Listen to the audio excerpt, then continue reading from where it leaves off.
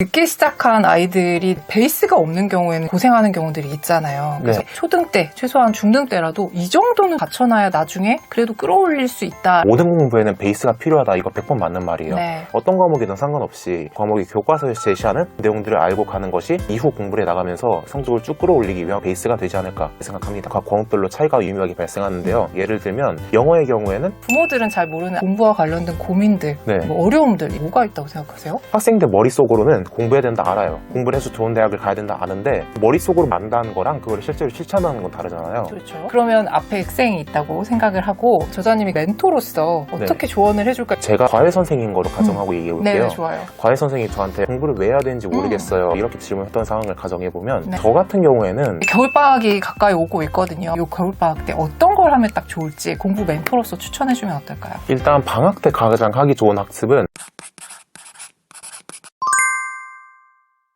공부도 때가 있다고 하죠. 그래서 빨리빨리 시켜야 된다고 생각하시는 학부모님들 많으신데요. 오늘 이 영상 보시고 생각이 조금 바뀌실 수도 있겠다는 생각이 듭니다. 내 성적으로는 서울대 못 갈 줄 알았다의 저자이신 한정윤 저자님을 모시고 좋은 말씀 들어보도록 하겠습니다. 안녕하세요. 서울대학교 정치외교학부 21학번에 재학 중이고 내 성적으로는 서울대 못 갈 줄 알았다를 출판하게 된 한정윤 작가라고 합니다. 요즘 학부모님들은 빨리 시작하고 많이 해야지 목표를 이룰 수 있다고 생각들을 하시잖아요. 그런데 저자님께서는 지금 공부해도 늦지 않다라고 말씀하셨단 말이에요. 그럼 공부 시작의 마지노선이 언제라고 생각하시나요? 저 같은 경우에도 그렇게 생각했던 때가 있어요. 제가 본격적으로 공부를 시작한 거는 고등학교 2학년쯤인데 그 당시에 걱정을 많이 했었죠. 아, 이건 너무 늦은 거 아닌가? 좀 더 빨리 시작할 걸. 아, 왜 이제야 정신 차린 거지? 그렇게 생각했는데 그럼에도 불구하고 공부를 꾸준히 나갔고 그 결과 현역 정시로 서울대학교 정치외교학부에 입학하는 성과를 거둘 수가 있었어요. 그런데 이 성과를 거둔 것이 제가 특별한 사람이라서 그랬던 걸까요? 저는 아니라고 생각합니다. 이 영상을 보고 계신 학부모 여러분들께도 자녀분이 어떤 학년에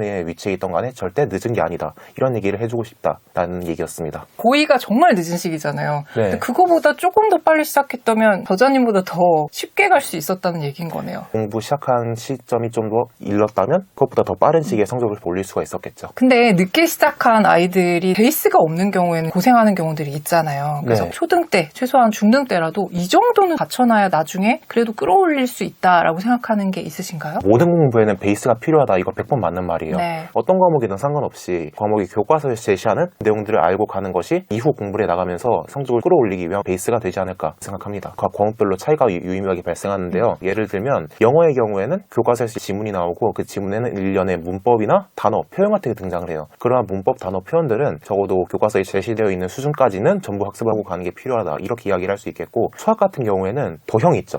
중학교 수학에서 되게 많이 등장을 하는데 도형 같은 경우가 사실 고등학교로 넘어가면 문제는 출제가 돼요. 문제는 출제가 되는데 그거를 다시 한번 짚고 넘어갈 기회는 없어요.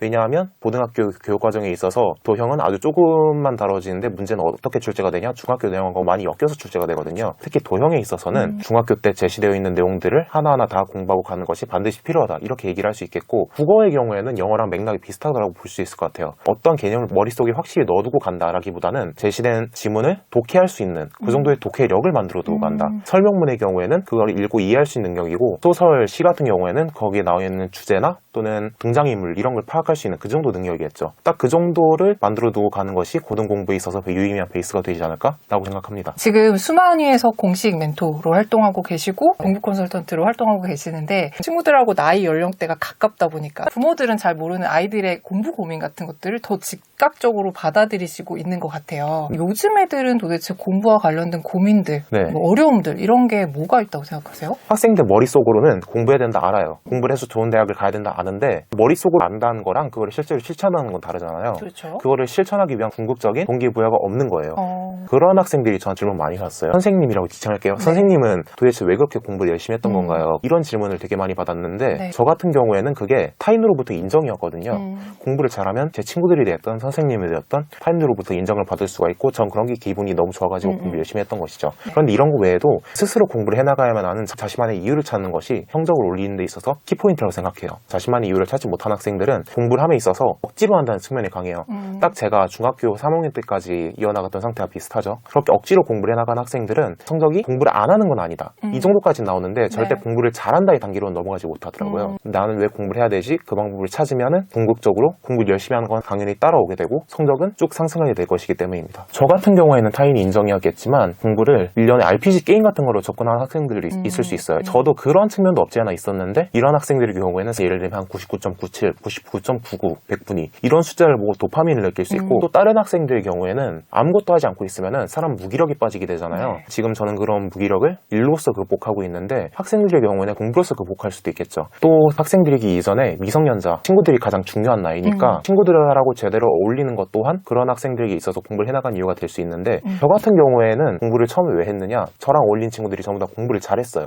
공부를 잘한 친구들하고 따라가면서 그들과 어울리기 위해서는 저도 공부를 잘할 필요가 있었죠. 그럼 공부를 해야 되는 이유라는 거는 공부 의지라고 할 수 있잖아요. 이 공부 의지가 공부법을 아는 것보다 더 우선돼야 되는 게 맞죠. 근데 이 의지를 어떻게 만들어주지? 의지가 스스로 만들어지면 좋겠지만 부모님이나 주변 사람들이 도와줄 수 있는 방법은 없을까? 이게 또 궁금하실 것 같거든요. 공부를 열심히 해가지고 실제로 무언가를 성취해낸 사람들과 이야기를 해보는 게 가장 큰 지점이라고 생각을 해요. 아직 성인이 되지 못한 사람들 입장에서는 공부를 한다고 해서 지금 당장 나한테 무엇이 찾아오느냐 이런 생각을 할 수밖에 없거든요. 이미 공부를 해서 성공한 선배들을 만나보는 거는 아, 공부를 하면 이런 것들이 따라올 수 있구나. 내가 그럼 지금부터 공부를 해나가서 이 선배들이 얻었던 것과 똑같은 것을 얻어봐야겠다 라고 생각할 수 있는 그런 동기부여가 충분히 될 수 있다. 그러면 앞에 학생이 있다고 생각을 하고 저자님이 멘토로서 어떻게 조언을 해줄까? 이걸 한번 생각해보면 좋을 것 같거든요. 제가 과외 선생인 거로 가정하고 얘기해볼게요. 네, 좋아요. 과외 선생님이 저한테 공부를 왜 해야 되는지 모르겠어요 이렇게 질문했던 상황을 가정해보면 네. 저 같은 경우에는 일단 제 얘기를 먼저 할 것 같아요. 나는 공부를 왜 했냐면 타인들로부터 인정을 받기 위해서. 이건 저 하나한테만 적용된 사례이지 모두에게 적용될 수 있는 사례는 아니잖아요. 네. 그래서 그 뒤에 어떤 얘기를 덧붙일 거냐면 제가 서울대학교 입학한 뒤에 삶을 들려줄 것 같아요. 서울대 입학한 뒤에 이야기 속에는 당연히 공부를 열심히 했을 때 나중에 대학을 가서 어떤 것들을 얻을 수 있는가 이런 이야기들이 들어갈 것이고 저는 자각을 하지 못했지만 제가 이야기하는 거 하나하나에 저의 학생은 거기서 동기부여를 찾을 수가 있겠죠. 그럼 그 얘기를 살짝 지금 해주면 어떨까요? 제가 생각한 서울대의 가장 큰 이점은 친구들이 전부 서울대생이라는 점이에요.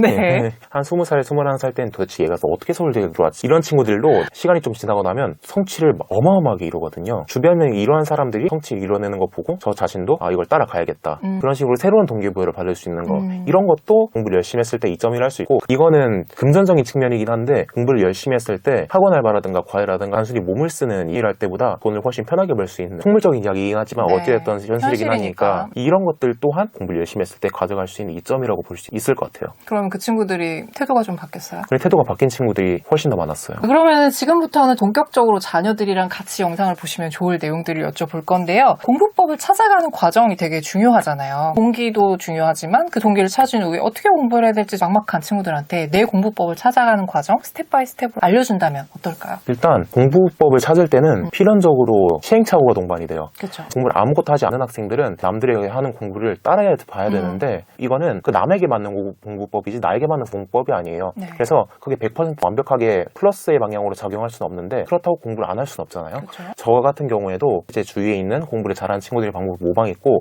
거기서 내가 성적을 올리는데 큰 도움을 줄 수 있는 방법은 그대로 가져갔고 그게 아닐 것 같은 방법은 빼냈어요. 그럼 그 자리는 또 다른 공부를 잘하는 친구들의 방법으로 채워넣었죠. 주변에 공부 잘하는 친구가 별로 없다. 그럼 요즘 같은 경우에는 이런 영상들이나 책이나 이런 것들을 통해서 도움 받을 수 있겠네요? 유튜브를 통해서 도움 받을 수도 있겠고 아니면 입시 커뮤니티에서 질문함으로써 도움을 받을 수도 있겠고 아니면은 제가 이번에 출간한 책들을 통해서도 어떻게 공부를 했는지를 파악한 다음에 그거를 따라해봄으로써 도움 받을 수 있을 것 같아요. 그럼 그것들 중에 몇 가지만 얘기해 주면 좋을 것 같거든요. 예를 들어 국어는 네. 단기간에 성적을 올리려면 어떤 공부법이 맞았어요? 국어는 모의고사 수능을 준비할 때 비문학, 흔히 말하는 설명문, 독서 여기서 많이 막히거든요. 이걸 어떻게 대비했냐면 지문을 읽은 다음에 그 지문에 있는 내용을 전부 다른 단어로 재진술하면서 남한테 설명해주는 식으로 내용을 다시 꾸며보는 연습을 많이 했었어요. 그러니까 재진술을 한다라는 거는 그 내용에 대한 완벽한 이해가 동반이 된다 이걸 의미하거든요. 그래서 지문을 최대한 많이 독해를 해본 다음에 재진술의 방식으로 친구한테 설명을 해주듯이 설명을 할 수 있는 있는가 이걸 기준으로 판단을 했고 이게 가능해질 시점부터 독해를 했던 것 같아요. 그럼 수능을 대비하는 방법이라고 했지만 초등 때부터 습관화되면은 훨씬 더 좋은 거 아닌가요? 초등학교 때도 교과서나 참고서에 1년에 설명문들이 등장하고 그거를 가지고 그런 식으로 연습을 해본다면 당연히 수능에 있어서도 큰 도움을 받을 수 있을 것이다. 이렇게 얘기를 할 수 있을 것 같습니다. 그러면 수학은 어떻게 하면 좋을까요? 수학은 어려운 문제를 풀어나가야 되는데 실력이 부족할 땐 답지를 많이 봐야 돼요. 근데 답지를 보면서 그냥 하나하나 외워서 풀어가고 이런 식으로 생각을 하면 성적이 늘지가 않거든요. 그래서 저는 답지를 볼 때 흔히 말하는 불편충의 자세를 가졌어요. 답지를 봤는데 아니 왜 이렇게만 풀어야 돼? 다른 방식으로 풀 수 없는 거야? 라는 자세를 항상 가지고 있었고 답지에 제시된 풀이를 풀어는 보는데 또 그거 외에 다른 풀이가 찾아보는데 나오지 않는다. 그러면 아 이러한 형식의 문제가 등장하면 이런 풀이를 풀어야만 하는구나. 그렇게 필요성을 찾아낼 수 있던 것이고 또 다른 풀이를 찾아냈다면 그러면 그거는 그거대로 사고력이 훨씬 올라가는 결과를 만들어내는 것이기 때문에 수학을 공부함에 있어서 실력이 부족한 학생들은 그 답지를 볼 때 그 답지의 방식뿐만 아니라 다른 방식을 찾아보는 식의 공부를 해보는 것이 맞지 않을까 이렇게 생각합니다. 고2, 고3 그때는 양치기가 중요하지만 그 전까지는 한 문제를 풀더라도 그렇게 다양한 방법으로 풀어보는 게 훨씬 좋은 거죠. 네. 그러면 문제를 하나를 풀더라도 5개, 10개 푸는 효과를 가져올 수가 있거든요. 동시에 문제를 그냥 외워서 푸는 것과는 차원이 다를 정도의 문제 해결력을 머릿속에 가지고 갈 수 있기 때문에 이러한 방식으로 보는 걸 추천하고 싶습니다. 올해 수능이 영어가 완전 불수능이었잖아요. 네. 영어는 어떻게? 저는 영어가 피라미드처럼 구성이 된 과목이라고 생각하거든요. 가장 아래에는 단어랑 독해를 위한 문법, 그 위에는 문장 독해, 그 위에는 문제풀이. 이렇게 피라미드와 같은 순서를 가지고 있는 과목이 영어를 생각하는데 이건 어떤 걸 의미하느냐? 내가 아무리 문장 독해를 열심히 하더라도 단어가 안 돼 있으면 성적은 절대로 오를 수가 없고 내가 아무리 문제풀이를 열심히 하더라도 문장 독해가 안 돼 있으면 성적을 절대 오를 수가 없는 그런 과목이라 생각하거든요. 네. 그럼 이런 과목이 성적을 올리려면 어떻게 해야 되느냐? 이 세 단계에서 가지고 있는 약점을 파악해야죠.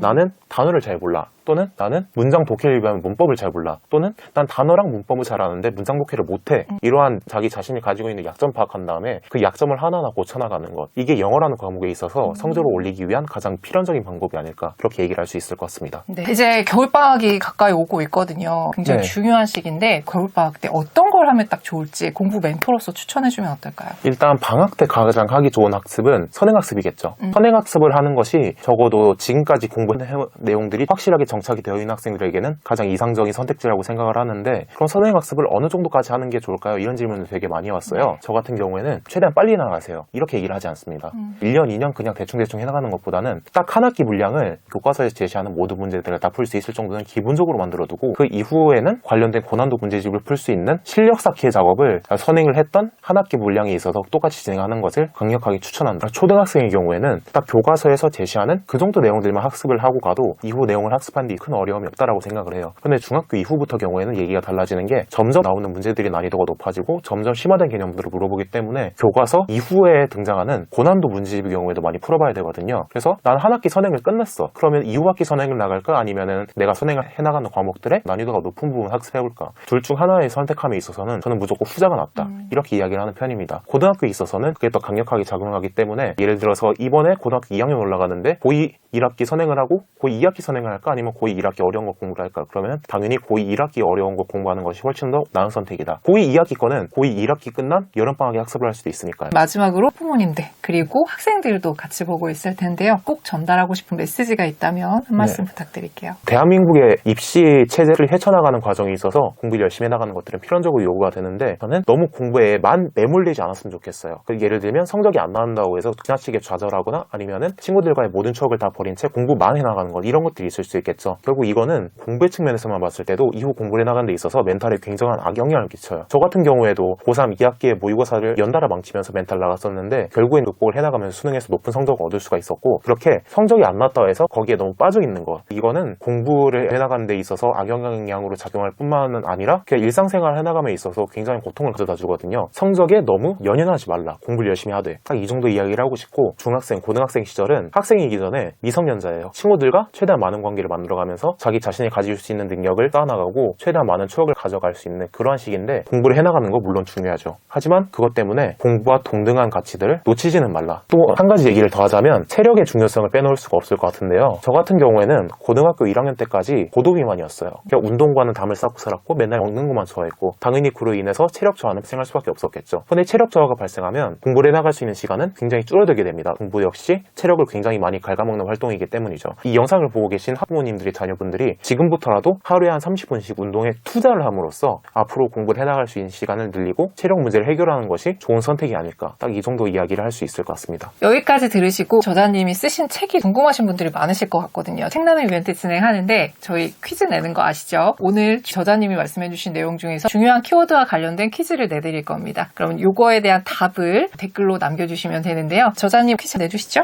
제가 공부를 본격적으로 해나가는 과정을 이야기하기 이전에 공부를 해나가야만 하는 땡땡땡땡을 찾는 것이 중요하다고 말씀을 드렸었죠. 이 땡땡땡땡이 어떤 단어가 들어갈지 댓글로 남겨주시면 책을 보내드리도록 하겠습니다. 4글자고 요거 잘 모르겠다 하시는 분들을 위해서 저희가 힌트도 더보기와 고정 댓글에 넣어놓으니까요. 확인하시고 이벤트 참여하시면 좋겠습니다. 오늘 좋은 말씀 나누셔서 감사합니다. 수고하셨습니다. 수고하셨습니다.